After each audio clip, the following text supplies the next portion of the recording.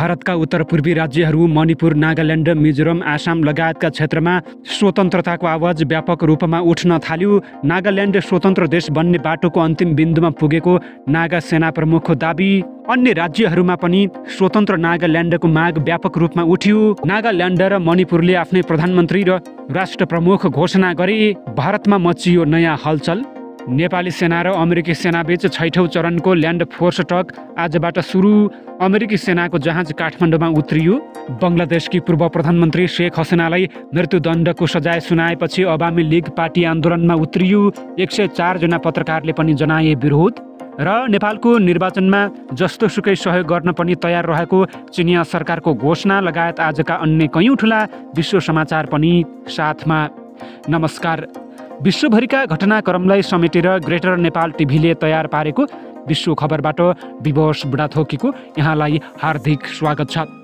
तपाईले विश्व खबर कहाँबाट हेर्दै हुनुहुन्छ? कृपया यस बारेमा पनि हामीलाई जानकारी गराउन नभुल्नुहोला। अब विश्व खबर विस्तारमा। भारतका उत्तर पूर्वी राज्यहरूले स्वतन्त्रताको माग व्यापक रूपमा उठाउन थालेको भारतीय मिडियाले बताएका छन्। पछिल्लो समय भारतका उत्तर पूर्वी राज्यहरू नागाल्यान्ड, मणिपुर, आसाम, मिजोरम लगायतका क्षेत्रहरूमा व्यापक रूपमा स्वतन्त्रताको आवाज उठेको बताइएको छ। नागाल्यान्डमा त जनताहरू प्रदर्शनमा उत्रिएका छन् र स्वतन्त्रता र भारतबाट उन्मुक्तिको आवाज उठाइरहेका छन्। नागाल्यान्डले छुट्टै आफ्नो राष्ट्रिय झण्डा र राष्ट्रिय गीत पनि तयार पारेको छ। यस्तै नयाँ प्रधानमन्त्री घोषणा गरेको पनि दाबी गरेको छ। यसैगरी मणिपुरले पनि 2019मा प्रधानमन्त्री र राजा घोषणा गरेको थियो। एकैछिन भारतीय मिडियाले बनाएको यो रिपोर्ट हेरौँ है त। काबिज भारत के जेरे तसल्लुत नागालैंड में आज़ादी की तहरीक जोर पकड़ गई। नागालैंड आर्मी के तर्जुमान ने वाज़ेह कर दिया कि काबिज भारत के तसल्लुत से आज़ादी हासिल करने के करीब हैं। उन्होंने कहा, नाअहल काबिज मोदी सरकार हक़ खुद इरादियत की आवाज़ दबाने में मुकम्मल नाकाम हो चुकी है। भारत मकबूजा कश्मीर, जूनागढ़ और नागालैंड जैसे कई इलाकों पर गैर कानूनी तौर पर काबिज है। भारत के पूर्वोत्तर राज्य में एक बार फिर से हंगामा शुरू हो गया है। ये वही नागालैंड है जो कई बार डिमांड कर चुका है कि उसे भारत के साथ में नहीं रहना है। वो अपने आप को भारतीय नहीं समझता है और उसे एक अलग देश चाहिए। पर यहाँ पे सबसे बड़ी मुसीबत की बात यह है कि यह देश तो चाहता है, पर भारत के पूर्वोत्तर राज्य के कई सारे हिस्सों को मिलाकर और साथ ही म्यांमार के एक हिस्से तक को वो अपने देश के अंदर मिलाकर अलग नागालैंड देश की कल्पना की जा रही है। नागालैंड के अंदर 2 प्रमुख रूप से गुट एक्टिव हैं जो कि लगातार इसके ऊपर काम कर रहे हैं और 1980 से ही यह काम किया जा रहा है। आप जरा सोचिए, 1963 यानी कि 1963 में जब नागालैंड को राज्य की मान्यता मिल गई, उसके बाद भी आज भी नागालैंड के अंदर एक अलग से आर्मी है, नागालैंड के अंदर एक अलग से झंडा भी है और नागालैंड के कई सारे लोग जो हैं उस गुट के अंदर शामिल हैं और वो चाहते हैं कि जल्द से जल्द भारत सरकार उन्हें एक अलग देश बनाने की मान्यता दे दे। और इसी को लेकर एक बार फिर से ये चर्चा का विषय बना और लगातार नागालैंड के 3 ऐसे जिले हैं जहां पर रैलियां निकाली जा रही हैं, क्योंकि केंद्र सरकार के द्वारा बॉर्डर इलाकों में एक नए प्रकार का फैसला अभी जारी किया गया है। बॉर्डर को कहीं ना कहीं सील किया जा रहा है, जिसे लेकर इन्हें बहुत ज्यादा दिक्कत हो रही है। Cut to 2025। इंडिया के नॉर्थ ईस्ट का हर एक राज्य विद्रोह की आग में सुलग रहा है। अब हाँ, आपके और मेरे जैसे कॉमन नागरिकों के लिए ये एक विद्रोह जरूर है, बट आज भी कई लोगों के नजरों में ये एक क्रांति है। एक क्रांति, भारत से आजाद होने की क्रांति, भारत सरकार से अपना हक हासिल करने की क्रांति।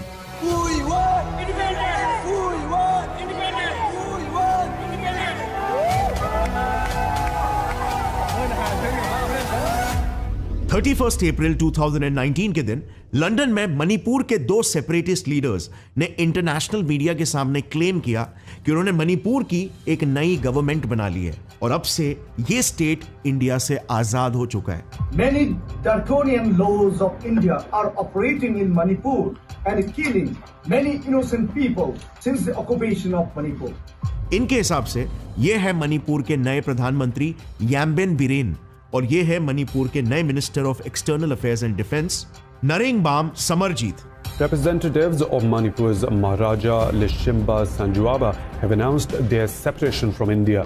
और अब ये लोग यूएन में जाकर अपने नए देश के लिए रिकॉग्निशन भी मांगने वाले। असम में भी सेम हो रहा है। वहां पर उल्फा अपनी खुद की एक पैरेलल मिलिट्री गवर्नमेंट बना के बैठी है, जिसके मिनिस्ट्रीज में ये लोग हैं और ये है उन सबका डेजिग्नेशन। नागालैंड तो इनसे भी एक कदम आगे। 15 अगस्त 2024 को जब पूरा इंडिया 77th इंडिपेंडेंस डे के सेलिब्रेशंस में बिजी था, तब हमारे ही देश का एक राज्य अपने 78th इंडिपेंडेंस डे का जश्न मना रहा था।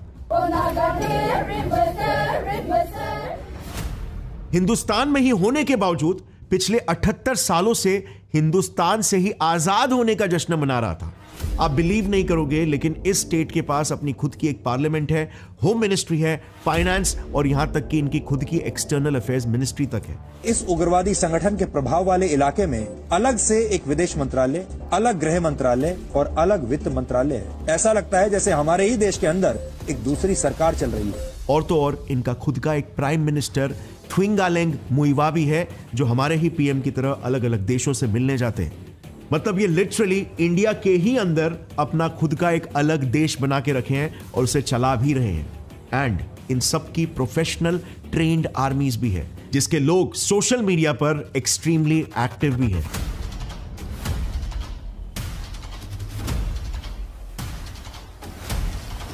इवन मिजोरम जैसे शांत राज्य में भी कुछ 6 साल पहले की बात है, 15 अगस्त का दिन था और एज पर कस्टम्स मिजोरम के गवर्नर ने इंडिपेंडेंस डे सेलिब्रेशन के लिए फ्लैग होइस्टिंग ऑर्गेनाइज किया, मगर पूरा ग्राउंड खाली था। कोई आम सिविलियन इसे अटेंड करने तक नहीं आया। क्यों? मिजोरम की एनजीओ कोऑर्डिनेशन कमेटी ने इंडिपेंडेंस डे के लिए स्टेट वाइड बॉयकॉट का ऐलान कर दिया था। सोशल मीडिया पर भी आप देखोगे तो आपको नॉर्थ ईस्ट से कुछ ऐसे वीडियोस दिख जाएंगे जहां पर इंडियन फ्लैग जलाया जा रहा है, हिंदूज गो आउट बोला जा रहा है।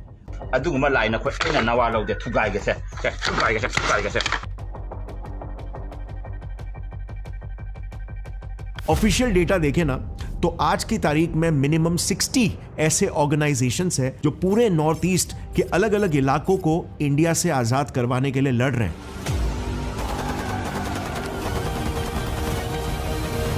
ये रहा उनका स्टेट वाइज बाइफर्केशन। नेपाली सेना र अमेरिकी सेना बीच बुधबारदेखि काठमाडौँमा 6औं संस्करणको ल्यान्ड फोर्स टक हुँदैछ। ल्यान्ड फोर्स टकमा सहभागी हुन अमेरिकी सेना नेतृत्वको उच्च स्तरीय टोली मङ्गलबार साँझ काठमाडौँ आइपुगेको छ। अमेरिकी सेनाका लेफ्टिनेन्ट जनरल स्कट एलेक्जेन्डर वेटरको नेतृत्वमा 3 सदस्यीय टोली काठमाडौँ आइपुगेका हुन्। अन्य 2 सदस्यहरूमा सारा जेनेट अल्बर्सन र एडवर्ड जेन्स डोना रहेका छन्। नेपालमा सुशीला कार्कीको नेतृत्वमा अन्तरिम सरकार गठन भएपछि पहिलो पटक अमेरिकी सेनासँग प्रत्यक्ष द्विपक्षीय सैन्य संवाद हुन लागेको हो। ल्यान्ड फोर्स टक शुक्रबारसम्म चल्नेछ। नेपाली सेनाका प्रवक्ता सहायक रथी राजाराम बस्नेतका अनुसार ल्यान्ड फोर्स टकमा मुख्यतः दुवै देशका सेनाबीच अनुभव आदान प्रदान, मानवीय सहयोग तथा विपद व्यवस्थापन सम्बन्धी विषयमा विस्तृत छलफल हुनेछ। 2075 सालदेखि नेपाली र अमेरिकी सेनाबीच सुरु भएको ल्यान्ड फोर्स टक तत्कालीन प्रधान सेनापति पूर्णचन्द्र थापाको पालामा आरम्भ भएको हो। पहिलो टकमा अमेरिकी सेनाका मेजर जनरल रोजर जे नोबल र नेपाली सेनाका उपरथी जगदीश चन्द्र पोखरेल सहभागी भएका थिए। बुधबारदेखि हुन लागेको ल्यान्ड फोर्स टकमा नेपाली सेनाको तर्फबाट उपरथी पवन घिमिरेले नेतृत्व गर्नेछन्। परराष्ट्र, रक्षा तथा अर्थ मन्त्रालयका सहसचिव तथा उपसचिव स्तरका अधिकारीहरूको समेत सहभागिता रहनेछ। यसअघि काठमाडौँमा भएको द्विपक्षीय सैन्य छलफलमा हालका प्रधान सेनापति अशोक राज सिग्देल सहभागी भएका थिए। ल्यान्ड फोर्स टक हरेक वर्ष नेपाल र अमेरिकामा पालैपालो आयोजना हुँदै आएको छ। यस्ता उच्च स्तरीय छलफलहरूले दुई देशबीचको सैन्य सम्बन्ध र आपसी सहयोग अझ सुदृढ हुने अपेक्षा गरिएको छ। यस पटकका विपद व्यवस्थापन, शान्ति सेनामा खटिने नेपाली सैनिकलाई सहयोग, हेलिकप्टर तथा प्राविधिक सहयोग लगायतका विषयमा छलफल हुनेछ। यस्तै शान्ति स्थापना कार्यमा खटिने नेपाली सैनिकका लागि आवश्यक उपकरण, सहयोग साथै बारा र 5 खालमा रहेको तालिम केन्द्रका पूर्वाधार निर्माणमा अमेरिकी सहयोगका प्रस्ताव पनि रहनेछन्। अमेरिकाले यसअघि पनि नेपाली सेनालाई 2वटा हेलिकप्टर सहयोग प्रदान गरेको थियो। अमेरिकी राष्ट्रपति डोनाल्ड ट्रम्प पत्रकारसँग फेरि जङ्गिएका छन्। ट्रम्प मङ्गलबार साउदी राजकुमार मोहम्मद बिन सलमान MBSलाई भव्य स्वागतपछि व्हाइट हाउसमा उनी सहितको संयुक्त पत्रकार सम्मेलनका क्रममा एक पत्रकारको प्रश्नमा ट्रम्प जङ्गिएका हुन्। ABC न्युजकै एक पत्रकारले साउदी राजकुमार MBSलाई वाशिंगटन पोस्टका पत्रकार जमाल खशोगीको हत्याबारे प्रश्न गरेकी थिइन्। उनले अमेरिकी गुप्तचरको रिपोर्टले पत्रकार खशोगीको हत्या गर्न साउदी राजकुमारले नै आदेश दिएको भनेर उल्लेख गरेको बताउँदै त्यसबारे प्रश्न गरेकी थिइन्। सँगै सन् 2001 सेप्टेम्बर 11 भएको आतंकवादी हमला र साउदीको संलग्नताबारे पनि चर्चा गरेकी थिइन्। तपाईँलाई अमेरिकाले किन विश्वास गर्ने उनले प्रश्न गरेकी थिइन्। त्यसपछि ट्रम्पले तत्कालै हस्तक्षेप गरेका थिए। उनले प्रश्न सोध्ने पत्रकारको परिचय मागे। पत्रकारले आफू ABC न्युजको प्रतिनिधि रहेको बताइन्। Fake news ABC fake news हो, तर त्यो प्रश्नको जवाफ म दिन्छु, ट्रम्पले भने। तपाईँले कुरा गरिरहनु भएको ती व्यक्तिलाई धेरैले मन पराउँदैनथे।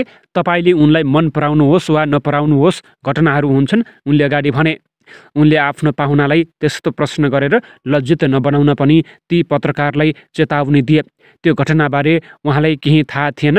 तपाईँले हाम्रो अतिथिलाई यस्तो प्रश्न गरेर लज्जित बनाउन पाउनुहुन्न, ट्रम्पले भने। त्यसपछि MBSले ट्रम्पलाई रोक्दै आफू पनि त्यसको उत्तर दिने बताए। उनले 9 देखि 11 को दुर्घटना दुःखद रहेको बताए। त्यसमा संलग्न ओसामा बिन लादेनले अमेरिका र साउदीको सम्बन्ध बिगार्नकै निम्ति त्यो हमला गरेको उनले बताए। 9 र 11 को घटना दुःखद हो। CIA को प्रतिवेदनले पनि प्रष्ट भनेको छ कि ओसामा बिन लादेनले साउदी अरबका मानिसहरू प्रयोग गरी दुई देशको सम्बन्धमा दरार पैदा गर्नको लागि त्यो हमला गरेका थिए, उनले भने। पत्रकारको हत्या भएको विषय पनि दुःखद रहेको उनले बताए। कोही पनि मानिसहरू मारिनु दुःखद हो। हामीले यसबारे अनुसन्धान गरेका छौँ। 8 जना जेलमा रहेका छन्। यो ठुलो गल्ती थियो जुन अब हुने छैन, उनले भने। साउदी सरकारका कट्टर आलोचक खशोगीको 2018 अक्टोबर 2 मा हत्या भएको थियो।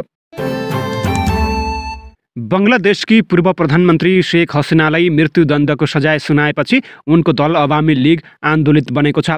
अवामी लीगले बन्ददेखि विरोध कार्यक्रम घोषणा गरेको छ। सोमबार अन्तर्राष्ट्रिय अपराध न्यायाधिकरणले पूर्व प्रधानमन्त्री हसिना सहित पूर्व गृहमन्त्री असदुज्मान खान कमललाई मानवता विरुद्ध अपराधमा दोषी ठहर गर्दै मृत्युदण्डको सजाय सुनाएको थियो। त्यस्तै तत्कालीन प्रहरी महानिरीक्षक चौधरी अब्दुल्लाह अल मामुनलाई यस मुद्दामा 5 वर्षको जेल सजाय सुनाएको छ। चौधरीलाई राज्यको साक्षी बसेको आरोप लगाइएको छ। बङ्गलादेशी मिडिया डेली स्टारका अनुसार हसिना विरुद्ध बङ्गलादेशभर अझै 663 मुद्दा रहेका छन् र ती मुद्दाहरू आफ्नै किसिमले अगाडि बढ्ने अन्तर्राष्ट्रिय अपराध न्यायाधिकरणका अभियोजक मिजनुल इस्लामले जानकारी दिएका छन्। उनका अनुसार पूर्व गृहमन्त्री कमल विरुद्ध 295 र पूर्व महानिरीक्षक चौधरी विरुद्ध 259 केस रहेका छन्। न्यायाधिकरणले सुनवाई गरिसकेका आरोप बाहेकका मुद्दाहरू अगाडि बढ्ने इस्लामले बताएका छन्। हसिनाले मृत्युदण्ड पाएपछि बङ्गलादेशले उनलाई प्रत्यर्पण गर्न माग गरे पनि भारतले घुमाउरो भाषामा अस्वीकार गरेको छ। भारत र बङ्गलादेश बीच रहेको सुपुर्दर्गी सन्धि अनुसार भारत हसिनालाई प्रत्यर्पण गर्न बाध्य नहुने व्यवस्था रहेको छ। भारतले आफ्नो विज्ञप्तिमा हसिनालाई मृत्युदण्ड दिएको घटनालाई नोट गरेको उल्लेख गर्दै नजिकको छिमेकी देशको हिसाबले बङ्गलादेशका जनताको इच्छामा प्रतिबन्ध रहेको उल्लेख रहेको छ। बङ्गलादेशकी पूर्व प्रधानमन्त्री शेख हसिनालाई सोमबार सुनाइएको मृत्युदण्डको फैसलाप्रति 102 पत्रकारले आपत्ति जनाएका छन्। बङ्गलादेशभित्र तथा बाहिर रहेका ती पत्रकारहरूले साझा विज्ञप्ति जारी गर्दै फैसलाप्रति कडा असन्तोष व्यक्त गरेका हुन्। उनीहरूका अनुसार स्वतन्त्र र निष्पक्ष न्याय सुनिश्चित हुनुपर्नेमा पर्याप्त प्रमाण बिनै प्रारम्भिक चरणमै फैसला सुनिनु र बाह्य निर्देशको प्रभाव देखिनु स्वीकार्य छैन। पत्रकार मात्र होइन, हसिनाको दल अवामी लीगका समर्थकले पनि मङ्गलबार विश्वभर विरोध प्रदर्शन गरी मृत्युदण्डको विरोध जनाएका छन्। चीनका सहरहरूले पहिलो पटक विश्वका शीर्ष 10 वैज्ञानिक अनुसन्धान केन्द्रमध्ये आधाभन्दा बढी स्थान सुरक्षित गरेका छन्। नेचर इन्डेक्स सन् 2025 साइन्स सिटिज परिशिष्टका अनुसार चीनका शीर्ष स्थानमा पर्ने सहरहरू सन् 2023का 5बाट सन् 2024मा 6 पुगेका छन्। यससँगै शीर्ष 10मा चीनले पहिलो पटक बहुमत पाएको हो। यो प्रतिवेदनले सन् 2015देखि 2024सम्म प्रकाशित वैज्ञानिक लेखहरूको आधारमा प्रत्येक सहरको योगदान मापन गरेको छ। सेयर नामक सूचक प्रयोग गरिने यो प्रणालीले कुनै सहरभित्रका सबै वैज्ञानिक संस्थानहरूले गरेका योगदानको जम्मा गरेर समग्र स्थान निर्धारण गर्दछ। सूचकका अनुसार विश्वका शीर्ष विज्ञान सहरहरूमा बेजिङ, साङ्घाई, न्युयोर्क क्षेत्र, बोस्टन क्षेत्र, नान्जिङ, ग्वान्झाउ, सान फ्रान्सिस्को खाडी क्षेत्र, वुहान, बाल्टिमोर, वासिङ्टन क्षेत्र र ह्वाङ्जाउ समावेश रहेका छन्। बेजिङको समायोजित योगदान सन् 2023देखि 2024 बीच 9% भन्दा बढीले बढेको छ, जबकि साङ्घाईले 20%को उल्लेख्य वृद्धि हासिल गरेको छ। यसको विपरीत शीर्ष 10मा रहेका अमेरिकी सहरहरूको संयुक्त योगदान घटेको प्रतिवेदनमा उल्लेख रहेको छ। प्रतिवेदनले चीनले वैज्ञानिक क्षेत्रको अग्रता विस्तार गर्दै गएको र अमेरिकाको प्रभाव क्रमशः कमजोर हुँदै गएको प्रवृत्ति झल्किने निष्कर्ष निकालेको छ। पोखरा अन्तर्राष्ट्रिय विमानस्थलबाट आजदेखि भुटान सिधा उडान सुरु भएको छ। युनिभर्सल टुर्स एन्ड ट्राभल युटिटीले यसअघि नै गत असोज 12देखि 4वटा चार्टर उडान गर्ने जनाए पनि उक्त उडान विभिन्न कारणले हुन नसकेको अवस्थामा आजदेखि उडान थालिएको हो।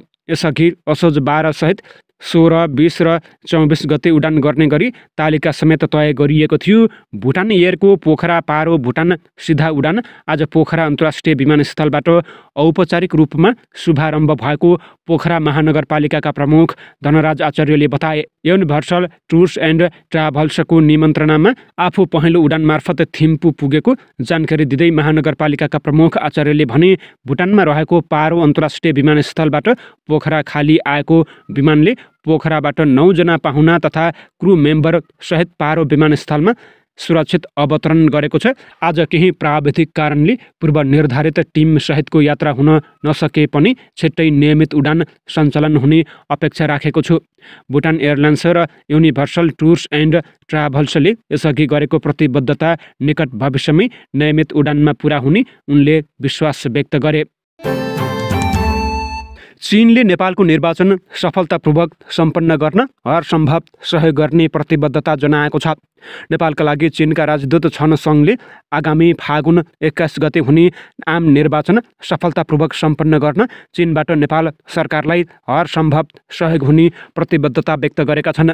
शुक्रबार साँझ मूलधारका प्रमुख सञ्चार माध्यमका प्रमुख तथा सम्पादकहरूसँग भेटघाट गर्दै चीनिया राजदूतले आगामी निर्वाचनको बेला चीनले हरसम्भव सहयोग गर्ने बताए। राजदूत सोङले परिवर्तित परिस्थितिमा दुवै देशबीचको सम्बन्ध अझ सुधारको दिशामा अग्रसर रहेको पनि बताए। नेपालमा जेएनजीले उठाएका सुशासन, भ्रष्टाचार मुक्त समाज, तीव्रतर आर्थिक विकास जस्ता माग कार्यान्वयनले दुवै देशलाई सँगै मिलेर अघि बढ्ने मार्ग फ्राकिलो हुने उनको धारणा रहेको छ। हामी अन्तरिम सरकारसँग पनि निकट सम्पर्क र समन्वयमा काम गरिरहेका छौँ, तर यो सरकारको म्यान्डेट आम निर्वाचन गराउनु भएकाले हामीले निर्वाचनलाई नै प्राथमिकतामा राखेर काम गरिरहेका छौँ, उनले भने। उनले नेपालका जेएनजीको आन्दोलनमा कतिपय स्वार्थी तत्त्वले अनेक खेल्न खोजे पनि तिनीहरू आफै हराउने भन्दै वर्तमान अन्तरिम सरकार एक चीन नीतिप्रति प्रतिबद्ध रहेको आफूले पाएको स्पष्ट पारे। उनले यस अतिरिक्त जारी द्विपक्षीय सहयोगका परियोजनामा पनि प्रगति भएकोमा सन्तुष्टि व्यक्त गरे। उनले बेल्ट एन्ड रोड परियोजनामा पनि उल्लेखनीय प्रगति भएको बताउँदै नेपालमा व्यापार, लगानी, औद्योगिक पार्क निर्माण लगायत सबैतिर प्रगति भएको उल्लेख गरे। बीआरआई परियोजनामा प्रगति भएको भन्दै उनले भने, ती सबै प्रशासनिक प्रक्रियामा छन्। तिनको सफल कार्यान्वयनका निम्ति स्थायी सरकार अपरिहार्य रहेको छ। चीनले हालै सार्वजनिक गरेको पञ्चवर्षीय योजनाको नेपाल लगायत सबै छिमेकका निम्ति आर्थिक विकासको ढोका खोल्ने बताउँदै चिनिया राजदूत सङ्घले नेपालको आवश्यकता अनुसारका योजना तर्जुमा गरिएको बताए।